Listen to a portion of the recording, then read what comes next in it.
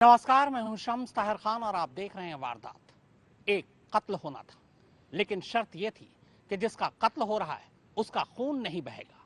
लिहाजा कातिल blood bank पहुंच जाता है, वहां से खून की एक थैली खरीदता है। इसके बाद कत्ल होता है, लेकिन लाश गायब। साजिश में लिपटी इश्क की वो कहानी है जिसने कुछ देर के लिए तो खुद पुलिस को भी चकरा कर रख दिया था।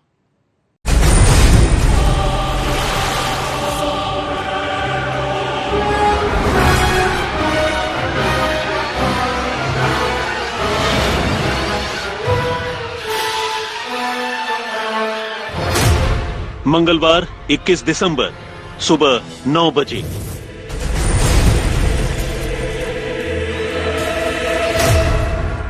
उस कमरे में खून ही खून बिखरा पड़ा था। बिस्तर के नीचे दीवार पर हर तरफ खून के छींटे थे। और तो और कमरे में ही खून से सना सब्जी काटने वाला एक तेजधार पहसुल भी पड़ा था। और हैरानी की बात यह थी कि यह कमरा जिस नीतू का था वो रहस्यमयी तरीके से गायब थी।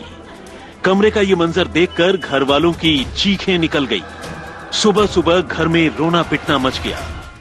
किसी को समझ ही नहीं आ रहा था कि आखिर आधी रात घर की बहू नीतू के साथ ऐसा क्या हुआ कि उसके कमरे में इतना खून बिखरा हुआ था।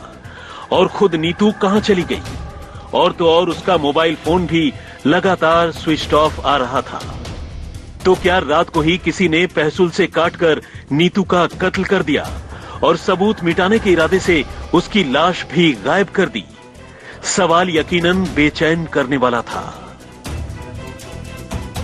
देखते ही देखते ये खबर पूरे हाजीपुर में जंगल में आग की तरह फैल गई। एक परिवार की बहू का यूं घर के अंदर कत्ल हो जाना और कातिलों का उसकी लाश तक को गायब कर देना अपने आप में एक बड़ी बात थी। लेकिन चूंकि ये वारदात उसके ससुराल में हुई थी तो लोगों के निशाने पर ससुराल वाले ही थे। आनन फानन में खबर नीतू के घर वालों को मिली और परिवार के लोग फौरन अपनी बेटी के ससुराल आ पहुंचे। ससुराल वालों से सवाल जवाब शुरू हो गया। लेकिन नीतू का जिस तरह कत्ल हुआ था और जैसे कातिलों ने उसकी लाश गायब की थी, उसे लेकर ससुराल वालों के पास कोई भी साफ साफ जवाब नहीं था। ऐसे में ससुराल वाले ही शक के दायरे में आ चुके थे। उधर मौके पर पहुंची बिहार की हाजीपुर पुलिस ने सीन ऑफ क्राइम का मुआयना करने के साथ साथ मामले की पेचीदगी को देखते हुए डॉग स्क्वाड के साथ साथ फॉरेंसिक एक्सपर्ट्स को भी बुला लिया।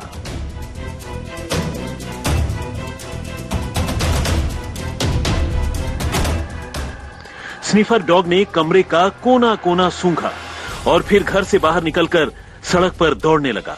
लेकिन कुछ देर बाद ही उसकी दौड़ थम गई। कहने का मतलब ये कि डॉग कातिलों के बारे में कोई खास सुराग नहीं दे सका। उधर फॉरेंसिक एक्सपर्ट्स ने कमरे से फिंगरप्रिंट के साथ साथ वहां बिखरे खून के सैंपल कलेक्ट किए और पुलिस ने कमरे को सील कर मामले की तफ्तीश आगे बढ़ा दी। हालांकि कातिल कोई भी हो, नीतू के घर वालों का सीधा इल्जाम उसके ससुराल वालों पर ही था, जो लगातार ये कह रहे थे कि उसके ससुराल वालों ने ही दहेज के लिए उनकी बेटी का कत्ल कर दिया और सबूत मिटाने के लिए लाश तक गायब कर दी। ऐसे में बगैर पुख्ता आधार के ही सही, पुलिस ने नीतू की सास और उसके देवर को हिरासत में ले लिया और उनसे पूछताछ शुरू कर दी। छानबीन में पुलिस को पता चला कि नीतू की शादी अब से कोई 1.5 साल पहले इस परिवार के बेटे अवधेश के साथ हुई थी। अवधेश दिल्ली की एक फैक्ट्री में काम करता था और छुट्टियों में अपने घर हाजीपुर आता जाता था। हालांकि दूर होने के बावजूद उसकी अपनी बीवी नीतू से लगातार बात होती थी। दोनों रोजाना लंबी बातें किया करते थे। इत्तेफाक से अपनी कत्ल वाली रात भी नीतू ने अपने पति अवधेश से फोन पर तकरीबन 1.5 घंटे तक बात की थी और फिर सोने चली गई। इस घटना वाली रात हम तो यहाँ नहीं थे, हम तो दिल्ली थे। जब हम फोन किए लगभग 8 बजे में, तो मम्मी से भी बात हो गया। मम्मी बोली कि खाना ना खा लिए, हम लोग सोने जा रहे हैं। तो हम बोले ठीक है सो जा। उसके बाद फिर हम थोड़ा देर के बाद फ़ोन किए अपने वाइफ के पास। तो फ़ोन किए तो हम 9 बजे के आसपास में लगभग तो बात, उस समय फ़ोन किए तो बात किए लगभग मान लीजिए ना तो 10 बजे तक बात किए। और बात करते करते वो अभी बोली कि नींद लग रहा है, सब सवेरे फ़ोन करेंगे। हम बोले ठीक है सो जाओ। लेकिन अगले रोज सुबह नीतू जब देर तक अपने कमरे से बाहर नहीं निकली और उसकी सास उसे जगाने गई तो कमरे का मंजर देखकर सास के पैरों तले जमीन खिसक गई। अब सवाल यह था कि अगर नीतू का कत्ल ससुराल वालों ने नहीं किया तो फिर किसने किया? कातिल की नीतू से ऐसी क्या दुश्मनी थी कि उसने आधी रात घर में घुसकर उसे मार डाला? रात को घर में बहू का कत्ल हो गया तो ससुराल वालों को इसकी भनक तक क्यों नहीं लगी? सवाल यह भी था कि आखिर कातिलों को नीतू की लाश गायब करने की क्या जरूरत थी? वो लाश को मौका वारदात पर छोड़कर भी तो जा सकते थे। पुलिस को कत्ल के इस मामले में डॉग स्क्वाड से तो ज्यादा मदद नहीं मिली, लेकिन फॉरेंसिक टीम ने एक बड़ा सुराग जरूर दे दिया। सुराग ये कि नीतू के कमरे में बिखरा खून इंसान का ही था, यानी ये बात सही थी कि यह हमला नीतू पर ही हुआ था और कातिल ने लाश भी गायब कर दी थी। लेकिन चूंकि अब लाश ही गायब थी तो इस खून से नीतू के खून, ब्लड ग्रुप या फिर डीएनए का मिलान भी फौरन करना नामुमकिन था। वैसे ये काम पेचीदा था और रिपोर्ट रातों रात नहीं आनी थी, लेकिन इसी छानबीन में पुलिस को एक और चौंकाने वाली बात पता चली। वो ये कि नीतू के कमरे से उसका एक फेवरेट जैकेट गायब था। असल में नीतू हमेशा अपनी वो फेवरेट जैकेट पहनती थी और कत्ल की इस वारदात के बाद से नीतू के साथ साथ उसका जैकेट भी गायब था। अगर कातिल ने आधी रात उसकी जान ली तो उस वक्त यकीनन नीतू वो जैकेट पहनकर तो नहीं सो रही होगी। ऐसे में जैकेट का गायब हो जाना भी मामले को उलझा रहा था। फिर सवाल यह था कि कातिल नीतू का जैकेट क्यों ले गया? अब तक नीतू का पति अवधेश भी दिल्ली से हाजीपुर लौट आया था। पुलिस ने उससे भी पूछताछ की और उसने बताया कि उसकी आखिरी बार कत्ल वाली रात यानी 20 दिसंबर को ही नीतू से लंबी बात हुई थी। पुलिस ने नीतू के पति के बयान की तस्दीक करने का फैसला किया। साथ ही वो नीतू की जिंदगी के बारे में ज्यादा से ज्यादा जानकारी जुटाना चाहती थी ताकि उसके दुश्मनों का भी पता चल सके। कुछ इसी इरादे से पुलिस ने पहले नीतू के मोबाइल फोन की सीडीआर यानी कॉल डिटेल रिकॉर्ड निकलवाई, लेकिन सीडीआर के मुआयने ने पुलिस को चौंका दिया।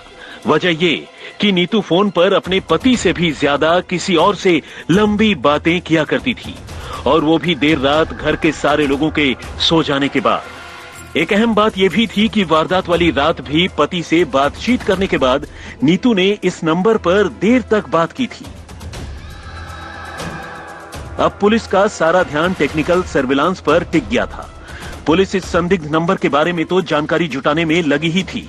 पुलिस ने उनके घर के आसपास की सीसीटीवी फुटेज की भी जांच करने का फैसला किया।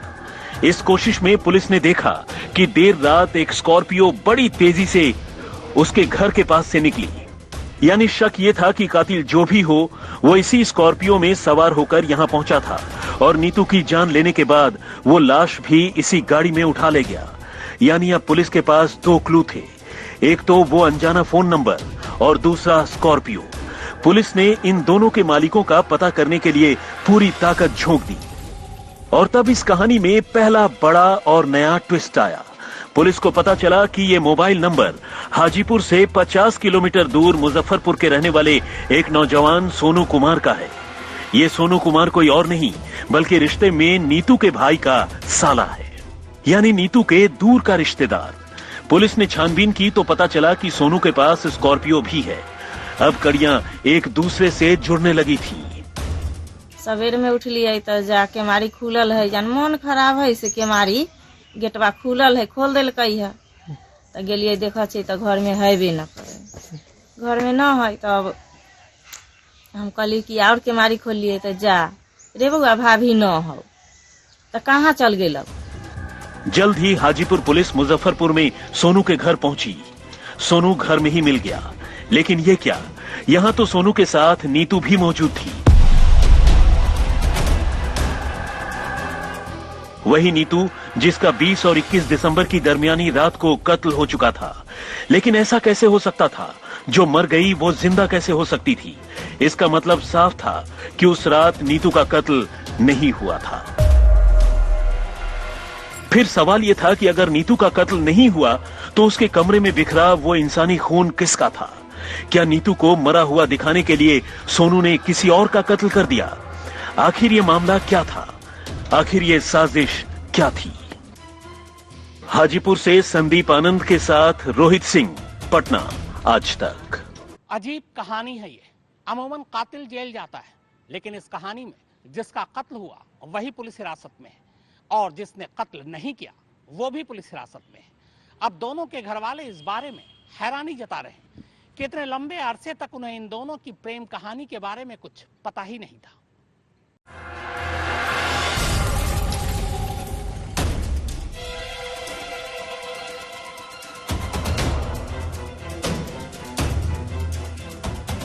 मामला काफी पेचीदा था, लिहाजा पुलिस ने बगैर देर किए सोनू और नीतू दोनों को धर दबोचा। अब तक ये साफ हो चुका था कि दोनों एक दूसरे से प्यार करते थे और ये सिलसिला सालों से चोरी छुपे जारी था। यहां तक कि नीतू की तरह ही सोनू की भी शादी हो चुकी थी, लेकिन दोनों का एक दूसरे से मिलना जुलना बंद नहीं हुआ। हैरानी की बात यह थी कि खुद नीतू के पति और उसके घर वालों समेत कभी भी किसी को उनके इस रिश्ते की भनक तक नहीं लगी। यहां तक कि 20 तारीख की रात को जब ये वारदात हुई, तब भी नीतू की सास या घर में किसी और को नीतू के व्यवहार में कोई फर्क नजर नहीं आया। बहरहाल पूछताछ से ये साफ हो गया कि ये साजिश सोनू और नीतू ने ही मिलकर रची थी। दोनों नीतू को मरा हुआ दिखाना चाहते थे ताकि लोग उसे ढूंढना छोड़ दें और दोनों आराम से एक दूसरे के साथ आगे की जिंदगी गुजार सकें। लेकिन सवाल यह था कि आखिर नीतू अपनी मौत कैसे दिखाती।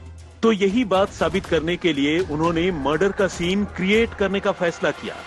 तय साजिश के मुताबिक सोनू मुजफ्फरपुर के ब्लड बैंक से 1000 रुपए में एक पाउच खून खरीद कर ले आया और फिर 20 और 21 दिसंबर की दरमियानी रात को दोनों ने कमरे में मर्डर का सीन बना दिया।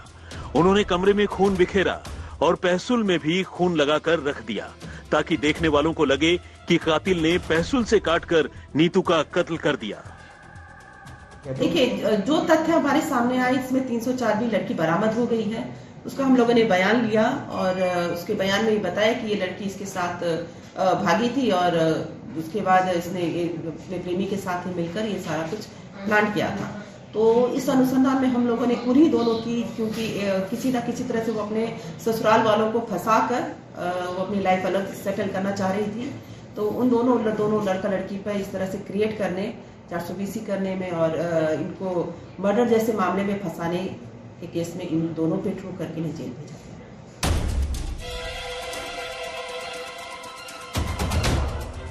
अब सारी कहानी साफ हो चुकी थी।